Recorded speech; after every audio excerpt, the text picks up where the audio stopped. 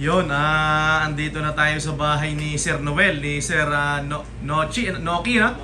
Yeah. Boss, maghahiga mo na sa vlog natin. Yan. Yan, for sure, marami nakakakilala dito.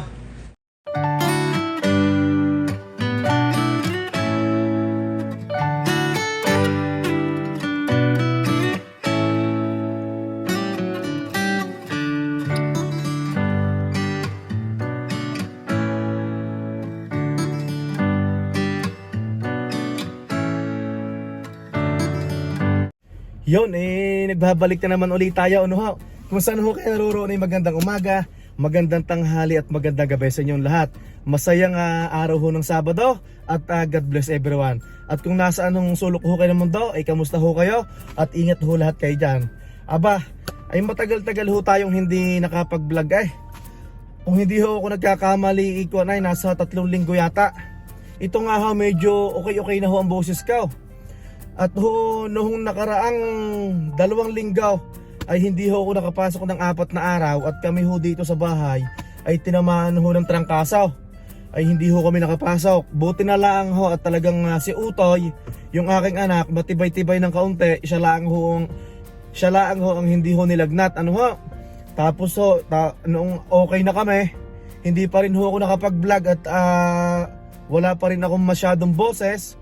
Tapos may mga lakad ho naman kami na napaka-importante ho. At ayun ho din ay mapapanood nyo ang bagay na ayon. Ay siya ay sa kasalukuyan ho tayo ho ay may nakilala hong kaibigan.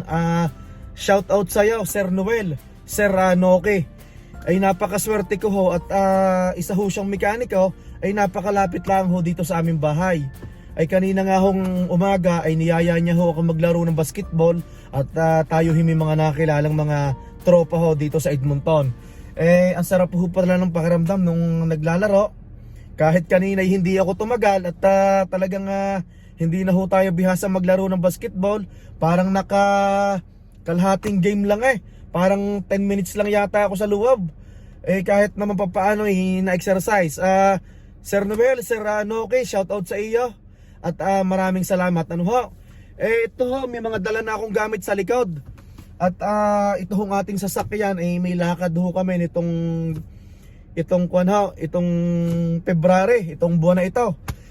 Ako nakisuyo kay Sir Noel na ipapa-PMS ko, ipapa-maintenance ko ito. Papalitan ng spark plug, ipapa-check ko ang mga preno, brake fluid papalit ako ng transmission oil. Medyo magastos gumastos ho ako na medyo malaki sa materyales pero kailangan ho at para syempre ginagamit ho natin ang ating sasakyan. Ito pinakikinabangan at pinapakinabangan siya tayo na ho at si Sir Noel ay naghihintay na. Nakilala ko lang ho siya sa dahil nung mga nakaraang araw naghahanap ho ako sa Pinoy in Edmonton dahil may grupo nga ho dito ang mga Pilipino sa Facebook page Pinoy in Edmonton. Nakita ko ho maraming nag-mention sa pangalan niya. Yun nga, gaya ng sabi ko kanina, napakaswerte ko ho at malapit lang dito sa bahay di suwak na suwak ho sa ating oras at panahon yan. Kanina ho napakainam at kahit papaano, kahit hindi tayo nagbabad sa court, sa basketball court tayo ho nakapag maintenance ng kaunti sa ating sasakyan, sa ating katawan. Yan. Hingal ho kanina. Ngayon medyo paus-paus pa rin, medyo nahihirapan pa rin ako magsalita. Pero medyo okay na. Meron ho akong isang vlog na ine-edit. Hindi pa ho tapos, hindi ko ho ma-upload. At medyo may mga pinipinish pa ayun yung mapapanood nyo rin sa kasalukuyan ito ho ang itsura ng Edmonton, Alberta. Yan. Ito ho ang itsura ng Edmonton, Alberta, araw ho ng Sabado. Talaga itong February malamig ho talaga.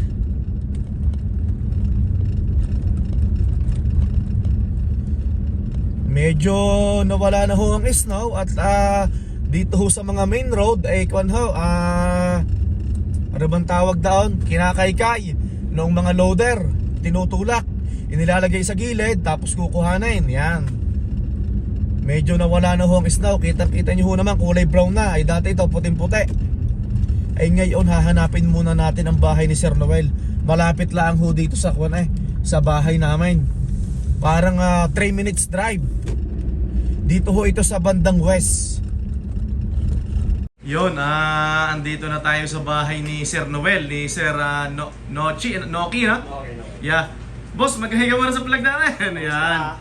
Yan, for sure, marami nakakakilala dito. Kasi sa totoo lang, naswertehan ko kasi malapit siya sa bahay. Gaya nga ng sabi ko kanina, maraming nag-mention ng pangalan niya dito sa Edmonton, dito sa group sa Facebook. Sinuwerte tayo, magkalapit lang yung bahay namin, siguro mga 4 minutes drive lang. Doon sa mga kapwa ko Pilipino na kung sakasakali gusto niyo magpaayos ng sasakyan, mag-message lang kayo kung sakali. Ayan. Boss, thank you kanina, niyaya mo ako maglaro ng basketball. Ayan. Hindi tayo puro trabaho. Bali si Sir, inistorbo ko ngayon kasi marami akong pinaayos. Kasi itong sasakyan na to, 8 taon na to, 2017 Honda Civic 1.5 turbo. Siyempre, 8 years old na, marami na tayong pinaayos. At itong buwan ng Pebrero, may lakad kami ni Mrs. Sabi ko, bago mag-summer, ayusin na. Bali, ito, nagpapalit na tayo sa kanya ng transmission oil, nagawa na niya. Tapos, spark plug, pinapalitan na natin. Tapos ngayon, inaayos niya yung brake natin sa likod. Tapos, nagkuha na din siya, pinalit na din niya ng anong tawag dito, bossing? Nagpa-flush ng brake fluid, no? Oo. Yon. So, nagpalit na din kami ng brake fluid. Akala ko madali lang ang pagpapalit, matrabaho pala, hindi pala basta-basta Yan. So, nakakatuwa tong grahe niya. At kumpleto siya sa gamit. Nakaka-proud yung mga ganitong Pilipino na nag-i-invest ng ganito. Yan. Bukod sa full-time niya, tapos meron siyang pag-weekend, Sabado-Linggo, pwede siyang mag-ayos ng sasakyan. Kaso kung magme-message kayo sa kanya, depende yun sa schedule niya kasi marami tayong mga kababayan na for sure nagpapa-schedule din sa kanya. Yan. Kay Sir Noel, dito sa Edmonton. Banda po itong west side lang po, Mayfield. Yan. Naswertehan natin, malapit. Tingnan natin yung ginagawa niya. No? So pwede na natin itakbo ng medyo malayo uli. Pero alalay pa rin. Alalay pa rin. Safety first. Safety first, sa madulas daan. Yan. So reasonable naman kasi 8 years old na din ang sasakyan. Talagang marami ng maintenance o mga dapat palitan. Kasi kung pupunta ako ng dealership, medyo mapapamahal tayo. At syempre saktuhan lang yung pera natin. Yan. Yun kasi hindi naman lahat ng gulong pare-parehas Oo. May mga low profile, may mga matitigas, may mga track tire. So yung pang-align mo ng gulong, meron ko pang extra doon sa trailer mo. Kaya nga, kung ano yung setup ko dyan, pare ko Isipin mo, yung isang ganun ko. Ayun, kahit ano yun, ayun ang medyo mapreso. So kaya ka may trailer, nag-home service? Nag-home service ako. Okay. Oo. Okay din na, ano? Sabi ko, hindi lahat madali. Saka hindi lahat talagang pera ang sagot, no? Dapat may time sa pamilya, no? Oo, meron talaga yan. Parang putay na, ba't ka? Kasi gaya nga nila, sinasabi nga ano yung maraming pera. Oo. Hindi mo masasabing suhukay mo. Ang pinakamaganda, kung hindi meron ka ngayon, enjoyin mo. Oo. Hindi yung trabaho ng trabaho. Punta pagka nagkasakit ka, lalo na sa ibang bansa ka. Sabi nga nila, ang swerte niya naman, dyan sa Canada, libre ospital. Sa loob ko, di pumunta kayo rito, kayo pa ospital araw-araw kung gusto niyo. Diba? Sino ba naman gusto may magkasakit? Sabi rin nila, libre pag-aral dito, oo. Hanggang high school. Kung marunong ka magsinop, yung alawas sa mga anak mo, tago mo. Yun ang pang-aral nila in the future. Para hindi na tayo problema, ano? Oo, pero kung gagastusin mo lang, sasama mo sa budget mo yung mga binibigay sa anak mo ng gobyerno, matalo ka. Kasi in the future, putay na, kung gusto ng asawa mo magdoktor, baka 70,000 mo, kulang pa. Sige, pare. Okay, bumbahin na natin, no? Talihin na natin, baka talihin na natin. Eto. So, bubumbahin natin tong preno kasi binibilid ni Sir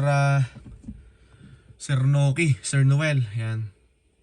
So, kulang pa pala yung dala ko na brake fluid. Dapat pala malaki na yung binili ko. Kasi ngayon, nagagamit ko yung brake fluid niya. So, nag-aabo na pa siya ng brake fluid. Ano bossing? Bomba? Sige, pare, bomba. Okay, bomba. Ito, tinatapakan ko preno. Yan. Para yung maiitim na langis daw, maduduming langis, lumabas. Oh. Tapa. Oh, yan. Lumubog na. Okay. Okay, bomba. Bomba.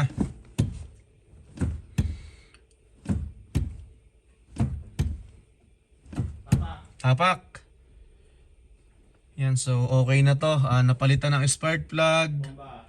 Tapos napalitan na yung transmission oil. Yan. Tapak. Tapos yung brake fluid na flush na, napalitan na din ng bago. Yan. Bomba. Tapos na change oil na din to. So ready to go. Tapak. Ito, malapit na tayo matapos. Bale, okay na. I-check na lang niya, ikakabit na lang yung gulong, tapos pwede na. Yan. Nandito tayo sa garahe niya. Tapos Saturday, maglalaro ka ulit. Siyempre. Ayan. Exercise. Yan. Buti nga niyaya niya ako, kasi yun nga, nakapagpapawis din kahit 10 minutes sa court. Okay naman. Pero sarap na pakiramdam. Ang sarap sa pakiramdam. Iba po yung pawis talaga natin sa trabaho. Tsaka yung tinatawag na pawis ng sports. Kasi siyempre ho pag nasa trabaho, pinapawisan tayo pero pagod na pagod. Dito naman ho sa basketball, nakakatuwa at pinapawisan pero at least nag-i-enjoy. Parang nakaka-relief ng pakiramdam yan. Nakaka-relieve na. Dami niyang gamit dito. Malapit lang po ito sa bandang Mayfield. Ano po? Yan. Ang ganda ng kuwan niya, yung kanyang parang pinaka-jack, parang hydraulic siya na... Anong tawag dito bossing sa jack na to? Parang kakaiba to Hydraulic pa rin naman yun. Oo. Pero rubber siya, rubber, goma, no? Kumbaga, ano siya, hangin. Hangin, no? Di hangin. Yan, ito yung mga pang-align ng gulong niya. Talaga nag-invest siya, no? Tapos ito yung pangkabit niya ng mga gulong din. Pag nagpapalit ng tire. At the same time, meron siyang trailer. Nag-home service.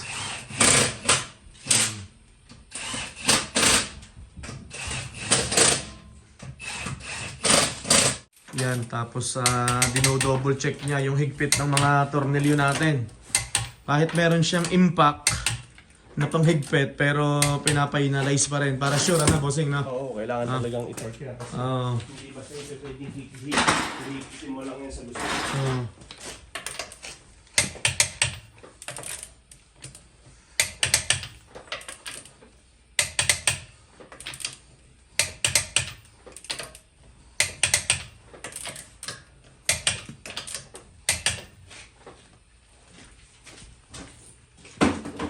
Salamat ha. Ayan ha.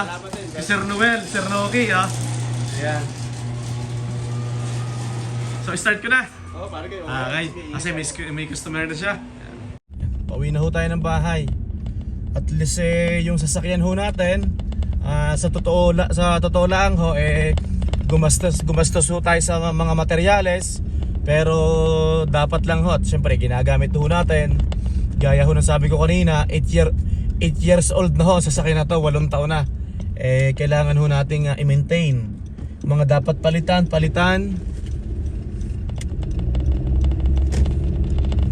Medyo okay ang weather ngayon, hindi malamig.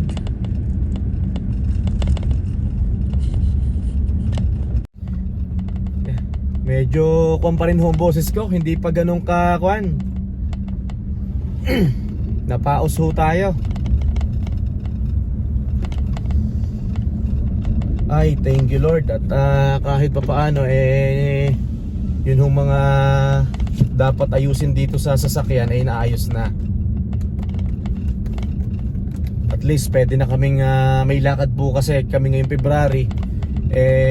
Kung na ho, makakatakbo na ho kami. Wala na ho akong iniisip. Kasi kung na ho ito pinalitan ho namin ng transmission oil. Yun, nakita namin sa langis kanina, maitim na nga. Tapos yung spark plug, sunog na. Yung pagkakasunog niya, hindi na maganda. So talagang palitin na. Yung ginamit ko nga ho pala na langis dito, ay bumili po ako sa Honda. Galing po talaga ng Honda dealership. Kasi yun po ang turo sa akin ni Sir Noel, ni Sir Noki, yung nag-ayos nag-ayos po nito. Kasi dapat po product po talaga ng Honda. Ay, kakain muna tayo at hindi pa ho ako nakakain. Matagal ho din niyang inayos. Doon po sa mga may gusto ho magpaayos, ilagay ko na lang po sa comment section. Andito na ho tayo sa bahay. Bale, okay na ho. Napalitan na ho yung mga dapat palitan. Cabin filter, yung nasa loob. Yun, andun po yung cabin filter, napalitan na po. Tapos yung engine filter dito, napalitan na rin. Kaso nagpalit po nun, ako na. Hindi na po si Sir, para at least naman po matuto tayo. Tapos na change oil na po din. Tapos napalitan na din ang transmission oil, spark plug. Yan, tapos kuha na po yung brake fluid, napalitan na rin, na-flush na. Bago na po yung brake fluid, malinaw na. Yan. Medyo, gaya na sabi ko kanina, medyo nakagastos ho tayo na medyo malaki-laki sa mga materyales. Pero at least, okay naman. Kailangan ho natin dahil pinapakinabangan ho natin ang ating sasakyan. Okay na. Kamusta kaya ang mahal na Reyna? Hindi nyo na matagal ho ako hindi nag-vlog At sumama nga ho ang pakiramdam namin. Tapos may mga bagay kaming ginawa. Nung magaling na ako, hindi pa rin ako nakapag-vlog kasi may mga importanteng bagay ho kaming ginawa. Taas na ng snow. Ayan. Okay na, thank you Lord. Tsaka shout out kay Sir Noki, kay Sir Noel ng West Edmonton. Tayo, mahal na rin na, maghiga muna. Yan, matagal tayong walang vlog may mga nagtatanong ho. Yan, may nagkasakit ho kami. Tapos nasa base Utoy. Yan, yun ang ina. Yan, si Lolo Selly, nagtutupi. Yan. Ako, kakain muna ako, gutom na ako, hindi pa ako nakakain. Medyo hindi malamig ngayon. Kapal lang snow Yan. Andito na ho tayo sa bahay. At tayo ho kakain muna. At ano bang oras na? Mag-alas 4 na ho ng hapon. Nung ho kami nagsimula, alauna, pasensya na ho, hindi ho tayo nakapag-vlog. At syempre, hindi ho matatapos ang araw na to na hindi po kami nagpapaalam sa inyo. Mahal na rin na, magkamay ka muna. Yan, si Utoy natutulaw. Yan, hanggang sa muli po. Kung saan ho kayo naroroon ay magandang umaga, magandang tanghali at magandang gabi sa inyo lahat. God bless everyone. Bye-bye! Magkita-kita po tayo sa susunod.